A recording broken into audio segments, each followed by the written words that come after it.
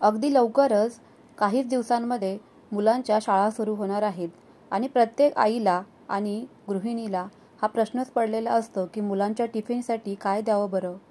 त्यासाठी ना आपण पराठा सिरीज आजपासून सुरू केलेली आहे.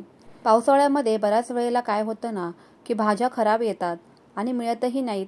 त्यामुळे ना मुलं देखील भाज्या खाण्याचा कंटाळाच करतात. अशा वेळेला तुम्ही वेगवेगळ्या पद्धतीने मुलांच्या आरोग्यासाठी अशा पद्धतीने पराठे नक्कीच बनवून देऊ शकता.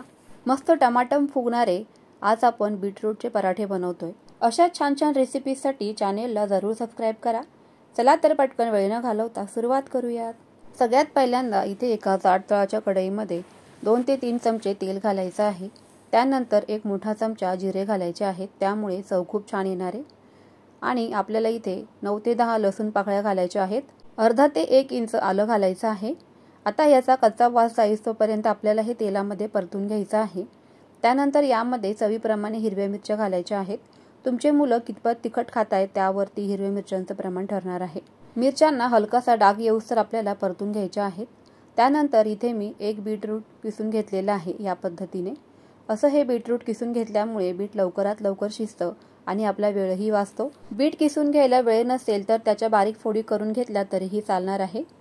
सकाळी जर का घाई गडबड असेल किंवा आवरत नसेल तर आदल्या दिवशी रात्री सुद्धा हे बीटरूट तुम्ही बारीक फोडी करून किंवा किसून फ्रीजमध्ये बनवून ठेवू शकता.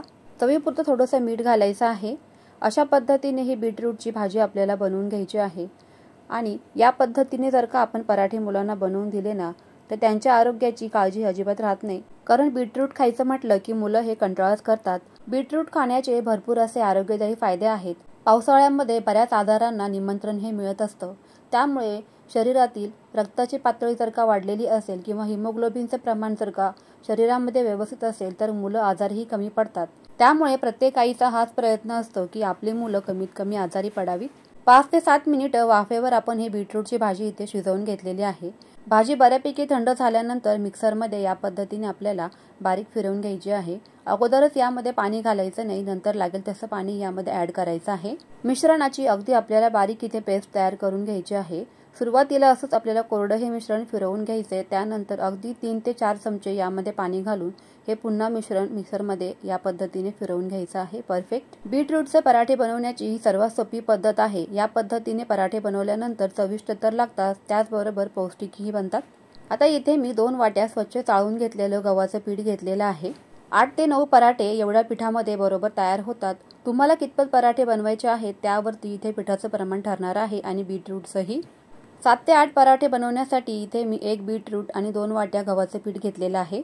आता ही जी आपण पेस्ट मिक्सरमध्ये तयार केली होती तर ती या गव्हाच्या पिठामध्ये घालायची आहे. पिठामध्ये अगोदर सुरुवातीला मीठ घातलेलं आहे आणि भाजीमध्येही मीठ घातलेलं आहे. त्याप्रमाणे अगदी बरोबर चवीचं इथे मीठ घालायचं आहे. खूप जास्तही मीठ घालू नका. पीठ मळून घेत असताना अगोदरच पाणी घालायचं नाही. या पद्धतीने बीटरूटची आपण जी पेस्ट तयार केली होती मिक्सरमध्ये ती पिठामध्ये अगोदर घालून घ्यायची आणि अगदी लागेल तसं थोडंसं पाणी या पिठामध्ये ॲड करत जायचं आहे. खूप जास्त पाणी जर का घातलं तर हे पीठ जे आहे तर ते पातळ होऊन जाईल आणि आपले इथे पराठे बनणार नाही.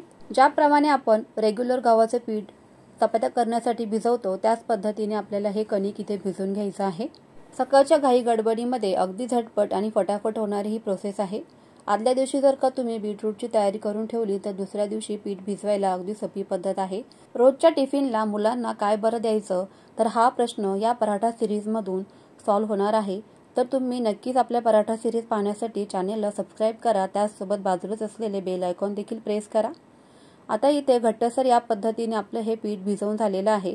7 ते 8 मिनिटं असंच हे पीठ बाजूला ठेवून द्यायचं आहे. त्यावर थोडासा तेलाचा हात लावायचा आहे. असं केल्यामुळे पीठही सुकणार नाही, कोरडं पडणार नाही. वेगवेगळ्या पद्धतीने आणि अगदी चविष्ट असे पराठा सिरीजमध्ये आपण पराठे बनवणार आहोत. आता हे पीठ आपल्याला असंच बाजूला ठेवून द्यायचं आहे 7 ते 8 मिनिटं. 7 ते 8 मिनिटानंतर तुम्ही इथे पिठाला पाहू शकता. रंग तर काय सुंदर आलेला आहे, मस्तच. लहान मोठ्या आकाराचे जसे तुम्हाला इथे पराठे बनवायचे आहेत तेवढ्या आकाराचं या पिठामधून पोर्शन घ्यायचं आहे आणि आपल्याला हातावरती ते असं गोल गोल वळवून घ्यायचं आहे. म्हणजे अगदी मऊसूत आपला इथे पराठा बनवून तयार होईल. गव्हाच्या कोरड्या पिठामध्ये आपल्याला हे पीठ असं बुडवून घ्यायचं आहे जेणेकरून पराठा लाटण्यासाठी अगदी सोपं होऊन जाईल. सुरुवातीला गोल गोल आकारामध्ये आपल्याला हा जो पराठा आहे तो लाटून घ्यायचा आहे. त्यानंतर आपल्याला यावरती काही तेल लावायचं आहे जेणेकरून आपला जो काही पराठा आहे तो मस्त असा गुबगुबीत आणि टमटमीत फुगेल। अशा पद्धतीने हा पराठा थोडासा लाटून झाल्यानंतर यावरती आपल्याला तेल लावायचं आहे। तुम्हाला जर का तूप आवडत असेल तर तुम्ही तुपाचाही इथे वापर करू शकता। सर्व बाजूंनी एकसारखं आपल्याला इथे तेल लावून घ्यायचंय। पराठे टिफिनमध्ये दिल्यानंतर काय होतं ना की थोड्या वेळानंतर ते कोरडे पडू लागतात किंवा मग कडक पातळल्यासारखेही होतात। त्यामुळे काय करायचं ना की आतमध्ये ह्या पद्धतीने तेल लावून घ्यायचं आहे, जेणेकरून आपला जो काही पराठा आहे ना तो मस्त असा गुबगुबीत आणि मऊसूत बनून तयार होईल। पराठ्याला आकार छान देता यावा यासाठी सुरीने असा एका बाजूने कट द्यायचा आहे आणि अगदी मी दाखवते त्या पद्धतीने पराठ्यांना फोल्ड करायचा आहे आणि पिठामध्ये बुडवून पुन्हा आपल्याला आहे त्याच शेपमध्ये लाटून घ्यायचा आहे। तुम्हाला जर का चौकोनी आकारामध्ये किंवा गोलाकार आकारामध्ये पराठे बनवायचे असतील तर काहीच हरकत नाहीये, पण इथे मी थोडासा अगदी वेगळ्या पद्धतीचा पराठा मुलांना बनवता यावा म्हणून हा प्रयत्न केलेला आहे। अशाच पद्धतीने आपल्याला एकाच दिशेने हा जो पराठा आहे ना तो लाटत जायचा आहे। अजिबात त्याला गोलाकार आकार द्यायचा नाही। अगदी त्रिकोणी आकारामध्ये आजचे हे पराठे मी इथे बनवलेले आहेत। कडा अगोदर लाटून घ्यायच्या आहेत, मधोमध लाटायचं नाही। मधोमध जर का लाटलं ना तर कडेचा भाग जो आहे तो जाडच राहून जाईल आणि मध्ये मात्र पराठे पातळ होऊन कडेला जाडच राहतील। त्यामुळे कडेचा भाग जो आहे तो अगोदर लाटून घ्यायचा आहे। आकार देत देत इथे मी हा जो पराठा आहे तो तयार करून घेते। सुरुवातीला आपण जी बीटरूटची भाजी तयार करून घेतली त्याचं सुद्धा तुम्ही मिक्सरमध्ये कोरडंच मिश्रण तयार करून स्टफिंग तयार करून सुद्धा पराठे बनवू शकता। पण तसं केल्यामुळे काय होतं ना की बऱ्याच वेळेला पराठे लाटताना फुटतात आणि मग सगळं सारण बाहेर येऊन टिफिनमध्ये सुद्धा ते भाजी सगळीकडे पसरते। त्यामुळे ना अशा पद्धतीने हे मिश्रण आपण मिक्सरमध्ये बारीक तयार करून पराठे हे तयार केलेले आहेत। यामुळे काय होणार आहे ना की मुलं सुद्धा जी काही भाजी आहे ना बीटरूटची तर ती बाजूला न काढता सगळेच त्यांच्या पोटामध्ये जातं आणि त्यामुळे काय होणार आहे की मुलांचं आरोग्यही सुंदर राहणार आहे। तवा खूप जास्त गरम न करता मध्यम गरम करून घ्यायचा आहे आणि या पद्धतीने अगदी दोन्ही बाजूने खरपूस असा आपल्याला या तव्यावरती हा पराठा जो आहे तो भाजून घ्यायचा आहे मस्तपैकी। त्यावरती कडेने तेल सोडा किंवा तूपही सोडलं तरीही चालणार आहे। तेल सोडल्यानंतर पराठा जो आहे तो मस्त असा टम्म फुगलेला देखील आहे, तुम्ही इथे पाहू शकता। त्यामुळे काय होणार आहे की पराठ्यांना पदरही खूप छान सुटतात आणि अगदी मऊ लुसलुशीत असा आपला इथे पराठा बनून तयार होतो। अजिबात कडक होत नाही, वातडल्यासारखाही होत नाही। दोन्ही बाजूंनी मस्त असा हा खरपूस पराठा आपल्याला इथे भाजून घ्यायचा आहे, अगदीच करपवून द्यायचा नाही। बीटरूटची भाजी आपण अगोदर शिजवून घेतल्यामुळे खूप जास्त पराठा भाजत बसायची आवश्यकता नाही। बीटरूटच्या या पराठ्याला रंग तर पहा काय मस्त असा चालेला आहे आणि आकारही अगदी छानच गुबगुबीत असा हा मऊ लुसलुशीत पराठा भाजून झालेला आहे। एका प्लेटमध्ये तो बाजूला काढून घेऊयात। सारख्याच पद्धतीने इथे मी तुम्हाला आणखीन एक पराठा बनवून दाखवते। अगदी सोपी पद्धत आहे। या पद्धतीने तुम्ही मुलांचे आरोग्य अतिशय उत्तमही बनवू शकता। हव्या त्या आकारामध्ये तुम्ही हा जो काही पराठा आहे ना तो बनवू शकता, पण इथे मात्र मी थोडासा वेगळा प्रयत्न केला आहे, जेणेकरून काय होणार आहे की मुलांना असं वेगळ्या आकाराचं अट्रॅक्शन तर नक्कीच असतं। आज टिफिनला काय वेगळं बरं आहे ही मुलांना उत्सुकताही सुद्धा असते। त्यामुळे ना अगदीच थोड्याशा वेगळ्या पद्धतीने आज आपण हा पराठा तयार केलेला आहे। पराठा बनवताना असं मध्ये तेल लावायचं विसरायचं नाही। असं केल्यामुळे आपला जो काही पराठा आहे ना तो अगदी मऊ लुसलुशीत आणि दिवसभर असाच मऊ राहणार आहे। मध्ये जर का तेल नाही लावलं तर पराठा जो आहे तो कडक बनतो, वातडल्यासारखा होतो आणि खातानाही तो अगदी कडक असाच लागतो। त्यामुळे मुलं सुद्धा खाण्याचा कंटाळाच करतात। अगोदर मी दाखवल्याप्रमाणेच आपल्याला हा जो काही पराठा आहे ना तो त्रिकोणी आकारामध्येच बनवून घ्यायचा आहे। अगदी कडेकडेनी हा पराठा लाटत जायचा आहे, अजिबात कुठे जाड वगैरे ठेवायचा नाही। एकसारखा सर्व बाजूंनी लाटून घ्यायचा आहे।